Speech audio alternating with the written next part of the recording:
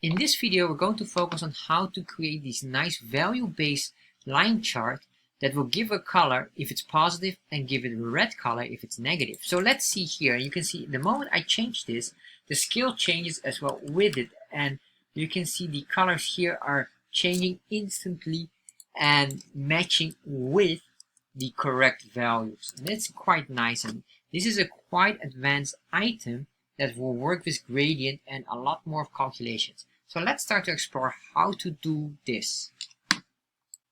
In this video, we'll focus on how to assign vertical colors in a line chart based on values in Chart.js. So there are two ways to do it, and the previous way how we did that, I showed that this was my other video where I showed the first way where we have vertical color coding based on the values. So for example, if the value is going down, it becomes red, and if the value is going up, it becomes green, and then going down again, etc., etc. So this is basically color coded, but this is only on horizontal level. So now we're going to work on the vertical level, and the vertical level would mean if something is negative, we show a different color. All right. To do this, we need to go to Chartjs 3 or this website here and getting started, and then here you see a video. If you want to understand the code that I'm going to copy, watch that video above. I'm going to copy this code, and then what I will do here is I'm going to put it in here. I'll paste this in here, add this up here, and there we are. All right. So the next thing what I want to do, because this right now you will see this is a bar chart. I don't want the bar chart because the question was specifically for a line chart. So we're going to convert this into a line chart, and I'm going to make this here. First of all, if it's a line chart, we can put in here tension, and the tension will be 0.4. This will be a line chart. If I save this right now, there we are. All right. So what we're going to do is to give it a color coding. We need to have some negative values, and afterwards we're going to start working on adjusting the background color. So we say here negative values. I just put in some negative values on certain numbers. You can do as well. Save this, refresh. All right, so now we have this. You can see we have this line here. What we need to do next is to put in the filler, because the background color will be important. So we say here fill, and then say true to confirm. Save, make sure you have a comma after tension.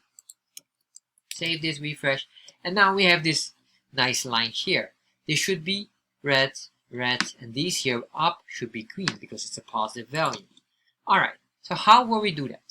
Well, we have to work with gradient color, and what we're going to do basically is in here start to calculate the positioning of this. Once we know the positioning of this and how many pixels this is, then we can start calculating. And I had a very complicated formula, but eventually after deep diving into Chartjs itself, they have this specific command ready, which makes it very easy or easier to do.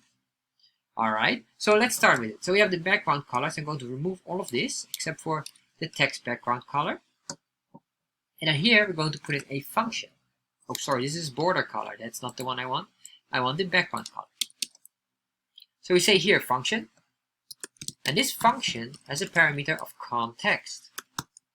Context, alright. And this context parameter is basically the constant. We say chart equals context.chart. All right, and here we have another constant, and we say here the most important part that we're going to use. This is very useful. CTX, and CTX referring directly to drawing in the canvas the chart area, which refers to the values in the chart area. I'm going to show you later on what that is. And then we have here the scales. All right, so scales, think about Y and X scales. And if you have seen any of my other videos about how to make an arbitrary line, this here should be very, very familiar for you.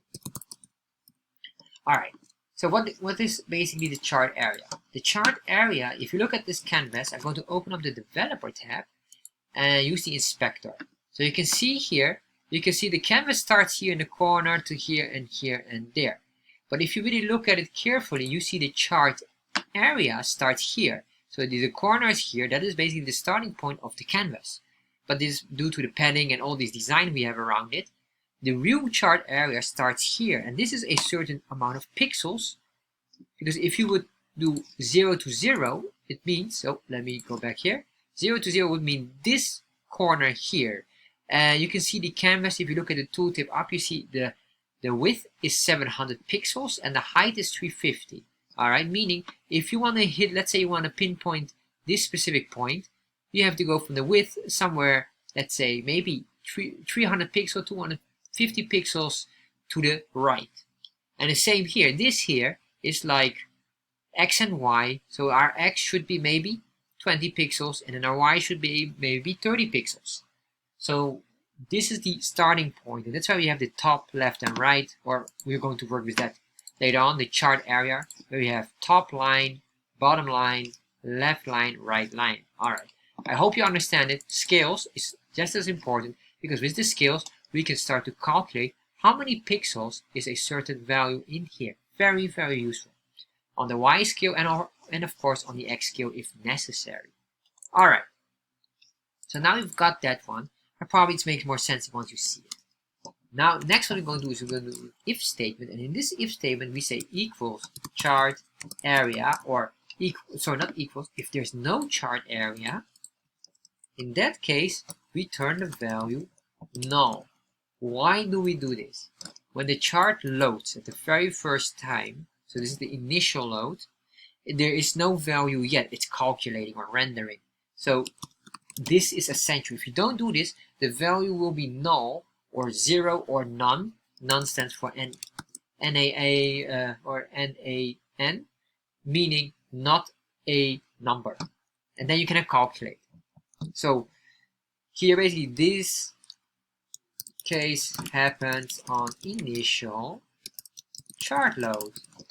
So when we load the chart initially for the first time, or even if you have a adjustment of the chart size, maybe you're squeezing it or you change the width of the screen. All right, so we have this return null. Once it did that, then we will say return get gradient, which is our function, ctx, comma, well, basically these here. These are extremely important for us because with that we're going to work in here. Alright, once we did that, at the curly braces here, comma. Why? Because we have here more values continuation of these objects. Once we save this, we're not done yet. What we need to do now is we're going to create here basically I will call it the gradient block. And in the gradient block, we will have certain values, which is number one, the let value. Well, we need to make a let. We say let width, comma, height, comma, gradient. Alright, so we have this here, but it has no value yet. And later on, we're going to assign the value, so don't worry about that. And we say you get gradient, which is our function. And then what are we going to do? Well, this here will be the same parameter as this one here. Alright, grab this. And then we say scales. Oh, sorry, no scales. We do curly braces. And then we say constant. We are going to calculate the chart width. And the chart width is calculated basically by the chart area object value dot right minus chart area object value dot left. So how do we get this? Because the chart area is a object in Chart.js which has another object in there, another namespace value of dot right and dot left, top and bottom. Remember, chart area left, chart area right. But this is here the lowest value. This is here the final value, which is 700, and that's 0. So we need to divide, or minus, sorry, we deduct the right side minus the left side, because the right side has a high value minus the left side. Let me show you this just to be sure you have an understanding of this. So we're going to calculate the width, and then we also will calculate the following, or we will just say this, that, and then console.log, and we say here left. Alright, so if I save this now, semicolons here, save. Alright, we have a background, it's black. Don't worry about it because there's no background yet. And you can see here the rendering. The rendering here is due to the animation. It does a lot, and if you hover over it, if I'm not mistaken, There might be any effect as well. You can see it's just doing something. As I hover over it, you can see this is moving. Alright. However, you can see here, the right side would be 686 pixels. That's correct because there's still some space here between until the very end, which would be 700. To be exact, 14 or 13 pixels plus plus. Now we have the left side starts at 32 pixels. So this point here is 32 pixels away from the starting point, meaning that this minus 32 equals 654 plus plus pixels. Alright, so we have this here. So this will help us now calculate. So now you have an understanding how we do this. Then of course I don't have to explain how we would calculate the chart height. The chart height is exactly the same except chart area bottom, which is the lowest point, or the highest point here in the bottom, meaning the pixel going down, calculate 350. And then here is the top, we would have the other value. Alright, same methodology, except that now it's from top to bottom. Alright, so now we have this. What we're going to do next is here, we're going to say the following. If, we're going to make an if statement here. And this if statement needs to be between here, so we have to make sure that's correct. So an if statement, and this if statement is the following. We say gradient, if gradient equals null, which in this case it is, because if you look at it right now, we didn't assign any value to it. There's no value assigned yet to it. So if null, or if width is not equal to the chart width here. Why do we do this? Because here you can expect here a reloading of the chart, or if the chart loads here, initial load, the chart width, that's why we have so many different numbers here. It's just loading multiple times. It just cannot show you, or it cannot calculate the value at that moment. So that's why we have to make sure that if it's not yet done, we have to make sure it will be calculated correctly. So because the chart width compared to the width, this width here needs to be calculated. So it's not equal to that. Alright. Final one is the height is not equal to the chart height. Alright, that's the correct spelling. If that is the case, what we're going to do now is basically assign these values. And the reason why we do this is basically here we're going to create the gradient, because usually first load, this is because of first load or any resize in the chart. So what we're going to do here now is the following. So what we really need to do, let's look at what we need to do here. First of all, we want to get exactly the height. Well, we have the height already. Now we need to calculate the pixel amount here. Well, we could do it with the scales. I'm going to show you, but I'm going to show you afterwards a very easy way to do it. And that's really, it took me very long to figure that one out, but once I had it, it's more easier. So let's say here scales Y. Because what do we need to do? Well, if we need to calculate how many pixels this is, and right now we know it is, to be exact, 600 plus pixels, right? That's this amount of pixels. So what we basically have to do is this need to be divided by what exactly? The amount of values here. So if you look at this scale, we have to do here 20 to 0. Means 20 plus, and then here as well. Well, this shows minus 0, minus 15, but we need to plus it because there's in total 35 points here. Alright, so if you do the scale console log, I will show you here, we will find all this information very quick, but I'm going to show you after the super trick. Alright, so we have here the max value, which is 20. Alright, that's correct. Then we have here the minimum value, which is minus 15. And what I want to do is basically the between value. Let's see here. Where are we? I need to find 35, which is the value range. There we are, 35. This is the value range. That's this one here. Luckily, we don't have to calculate like this and then divide it by that and then divide the, because what we should do normally is 35 divided by the total height in pixels. Then you get a pixel amount, and that pixel amount multiplied by 20 would give you the official height here. So that's very, very complicated. I don't know if you are able to follow me, but guess what? We don't have to do that. But at least I'm explaining you how it works behind the scene. All right. So what are we going to do is very straightforward. We're going to get the let's do this. Get the 0 point in the y scale, and extract the pixel position of it. All right. So this is quite simple now. All we need to do is this, because we will get basically the point here. We say 0, we're looking for that.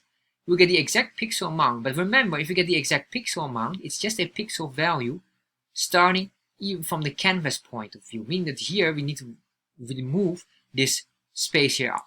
All right, very important. So we say here constant, and then let's say here height positive y point, I guess 0.0. All right, and what is that exactly? Very simple. Maybe we could even say here 0.0. Maybe that's even easier. So we say the 0.0, and all we want is the following. We say scales dot y dot get pixel for value. So basically we want the pixel position of value. Which value are we looking for? The 0 point, and that's it. So once we have that, we can now work with this point of view. This is the 0.0, and if we do console log, we can show you this. Then eventually what we need to do is we're going to get this 0.0 const, let's call this the 0.0 height equals this minus the chart area top. So you understand, we're going to remove this space here. Don't need that one. All right. Save this. Save that. You will see here now we will get the value out of it, which is 197. So that might be, we could calculate that, but I know it is correct. But if we change this to 900, refresh, you can see now it changes to 200 plus, which is correct, most likely, almost 300, because we have the huge chunk of the item is now positive compared to a minimal part that is negative.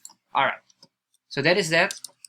I will not go too deep in that because the behind the scenes is quite complicated. So we have this now. So what is the next item? If you are familiar how you create a gradient, you know that the gradient cannot be calculated with a point value here, or basically with this. It is like a value between 0 and 1. So that means we need a percentage value. So how do we get the percentage value here? Very simple. What we're going to do here is we're going to say constant, and then we say here, let's say 0.0%. Percentage.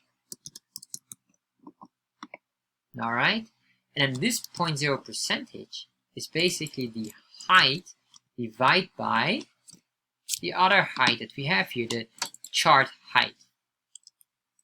All right, once we have this, we will get here the console log. I'm going to remove this 0.0 here. Save this, refresh. And we see now that 0.57 or 57, so basically it's 0.57% should be green. All right, so now we have the color coding here, and this is the positioning we need to pinpoint in the gradient. So we have now basically everything what we need. So now what we're going to do is the following. We're going to say here width equals, because this is still null, meaning that we need to reassign them. Say width equals chart width. All right, then we have height equals chart height, and then we have the final one, which would be the gradient. So we're going to give it now a gradient, and the gradient equals what? Because that's this one here. We didn't assign anything yet. So the gradient equals CTX, which means draw in the chart or in the canvas tag the following: create linear gradient. We want a linear gradient.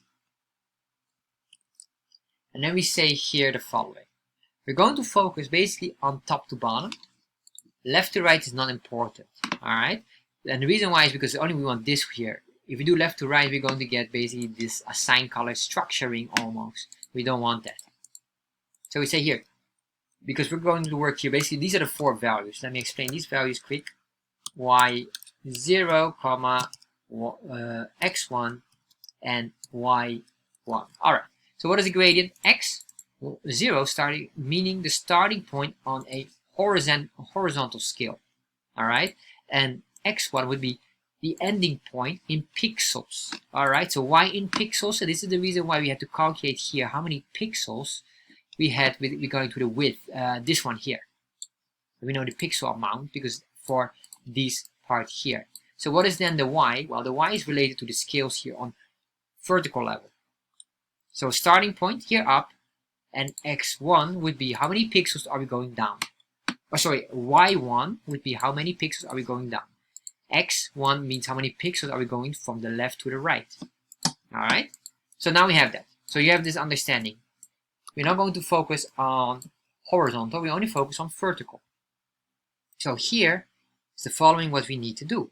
We will say here chart area top. I'm going to grab this, because that's our starting point, remember? The starting point is here, and we're going all down to chart area, where we have to do here, or sorry, not have the things, we need to get the height of this. And let's see here, we have the chart height, and then we have, I think that should be it. I even have another command here. I'll double check that one because according to my numbers I even have a plus chart top, but I don't expect to need that one, but that's alright. I'll leave it for now. I will just put here a question mark later on. I'll just check that to confirm. Alright, because this was a quite complicated one. Alright, now we have here next gradient. Now we're going to add the gradient. We say add color stop here, and this is basically what we're doing. So remember we had this this value here. So let's grab this value, and this is a formula, and this is the reason why I have the formula here. But I'm going to put it first like this. This would be our green, basically. All right, or we could even use a nice color. Let's grab this green here. That is a nicer color. That's our green here. So that's the first one. This is for green. The other one will be for red. So this is for red, but the ending or starting point, that overlap, will not be gradient in this case. It will be an instant. It will be instant, and you will understand why. Or I'll make this later 1, and you will see the difference. Let's get this color here. That's the red color, I remember. Alright, let's remove all of this excess code. Alright, so if I put here now number 1, you will see a difference. If I save that. Alright, of course we didn't return the value. So we have to say here, return gradient. Save that, refresh.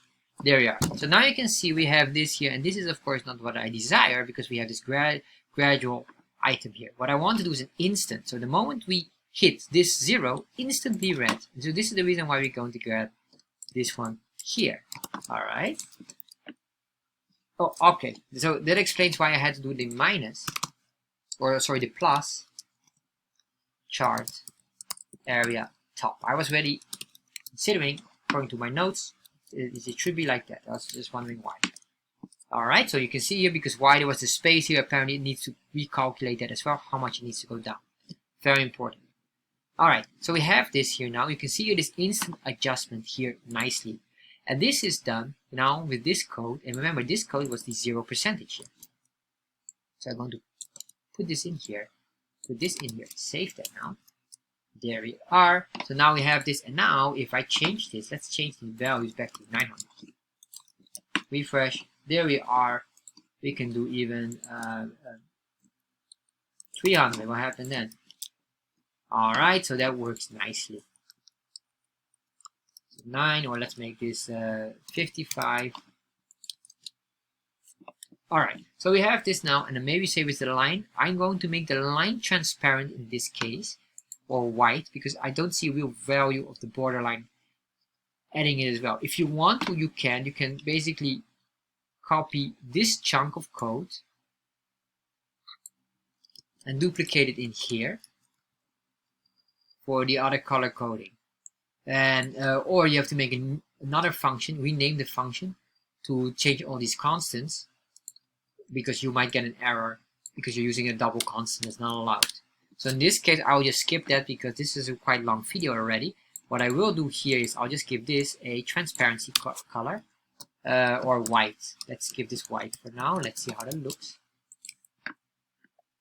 This is white, and that looks quite decent as well. Border white.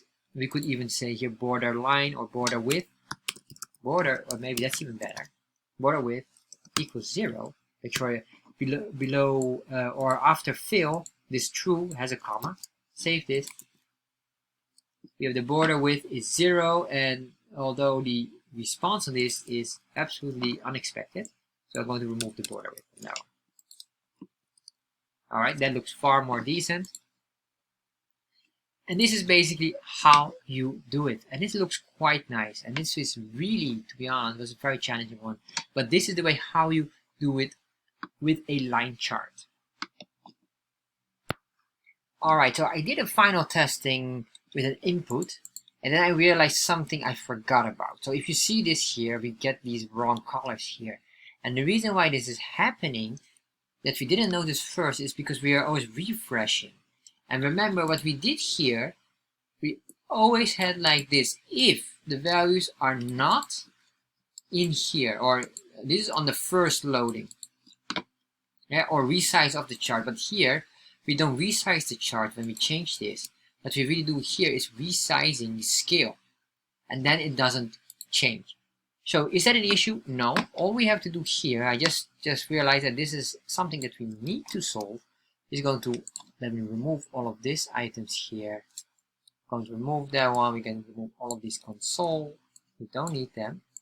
But basically, we just need to grab this chunk of code, put it in here. And let's give this proper indentation here. Alright, so that would mean that everything here, and I think this could be even left out, because in that case this would have a specific value. We can just test that, save that, and change. There you are. Alright, so this is basically the only issue we had, but now we solve this issue. And I just make a quick input tool just to validate if I am not missing out anything here. Let's go here to minus 100. Alright, so now it's absolutely certain that this works. So that's it. This was a quite long video, but a quite interesting and a very useful one to learn. So finally, perhaps you enjoyed that one, but maybe you want to try the other one where we're working basically with the horizontal level of color coding. I would highly recommend you to check out this video here.